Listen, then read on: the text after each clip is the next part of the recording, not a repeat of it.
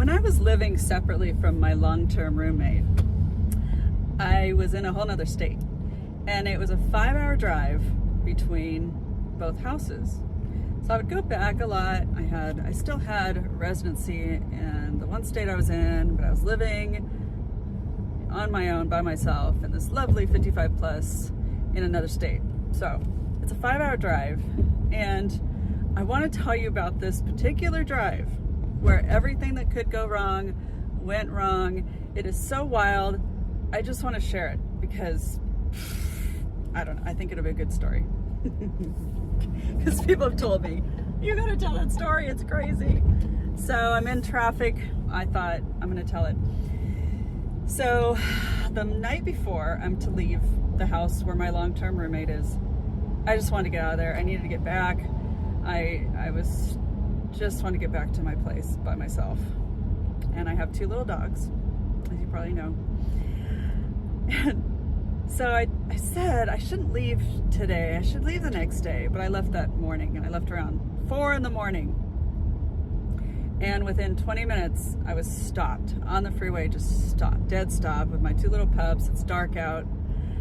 I thought, oh, great. It'll clear up. It'll clear up. Well, an hour later, I think I went 5 miles an hour later. And I thought, oh my gosh, I got to get off. So I get off. I have to go to the bathroom. I call my friend too. But so I get off to go to the bathroom, and there's a bunch of people in this 7-Eleven just saying, well, yeah, I got to cancel. I'm not gonna take the trip, and it's this big SIG alert, and everything's blocked. And I thought, but I got to get home, and my car was also completely packed with all of my stuff. I was in kind of the transition of moving more things to the other house. So this fully packed car, 2 dogs in the car, and a fish tank. I had my little Beta. I was able to get like a USB to put air in the tank, and I had him on the floor of the car. My little Beta, there were a couple other fish, I think, with him. So I couldn't go back. I'd already driven probably around 45 minutes. I just said, no, it's got to clear up. Stupid decision, but I did not want to go back home. I was exhausted to have to get stuff out of my car, to have to stay another night. I absolutely didn't want to. So I just said, no, it can't be that bad. So I get back on, and everything stopped where people are getting out of their car. And I almost got my dogs out of the car to go potty in this little island area, and we're on the highway, but I didn't. And I'm on the phone with my friend, and he's in a whole different country.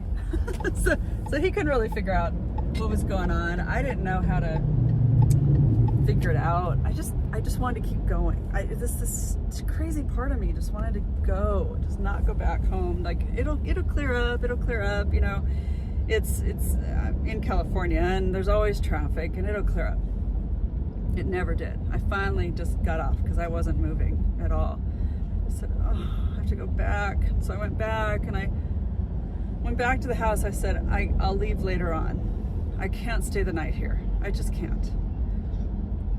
And so I leave later on, and there's still this horrific traffic. So honestly, with my dogs and my fish tank, we've been on the road for 5 hours, and I'm still 5 hours away. What is that? How does that make sense? Well, from the morning to that afternoon, a total of 5 hours in the car. So now I'm there again, and I've driven another hour. So I've got 4 hours left, and it starts to pick up, and I hear this rumbling.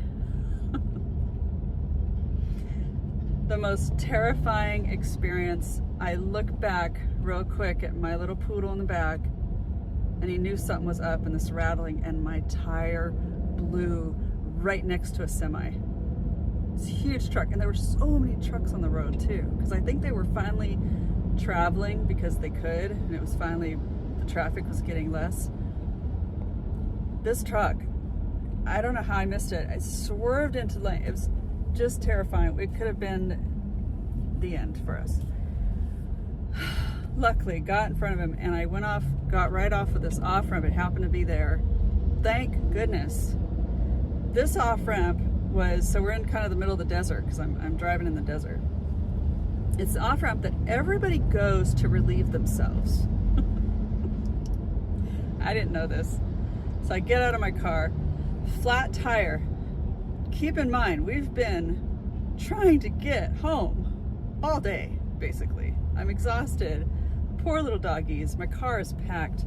I had to, so I called AAA. Luckily got through with them. There was somebody coming, but I had to take everything out of the back of my car to get the tire out, to get the spare. So I'm taking everything out of the car and I get this smell.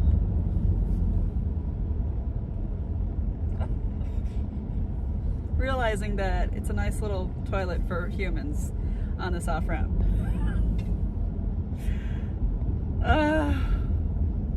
So I'm horrified by that. I still have to get everything out of my car really quick.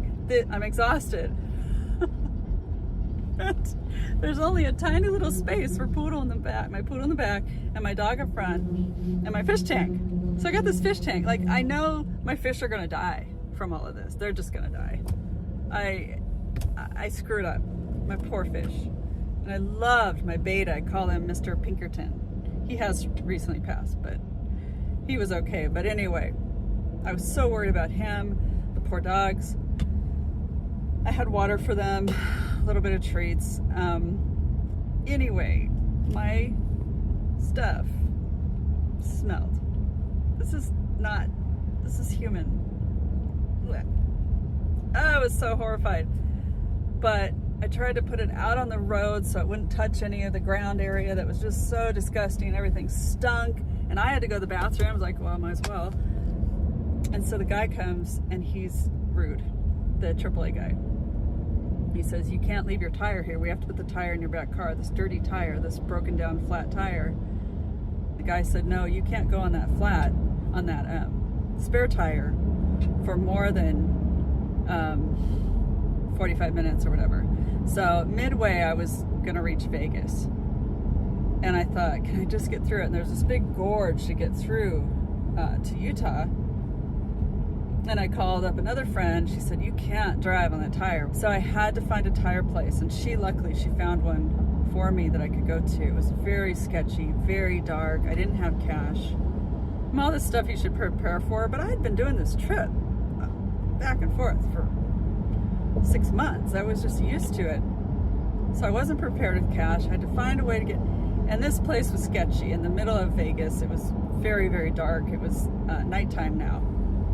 I'm exhausted. I don't think I ate most of the day trying to deal with this.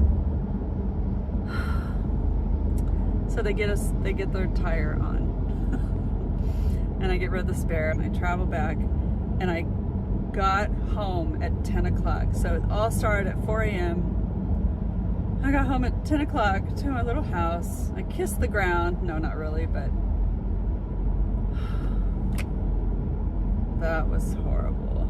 So I wanted to share that. I know there was more stuff that happened, but I can't remember. It was about a year ago. But I thought about it. I will always have cash when I travel. Just always be prepared for any emergency, I guess, is my take from this. And we made it. And Mr. Pinkerton was okay. He lived another good year, my little beta. Had a good life. And dogs were fine. Yeah. All right. I'm almost at my appointment. I want to share that. So if you have any crazy experiences, any travel experiences, leave a comment. I'd love to hear your story.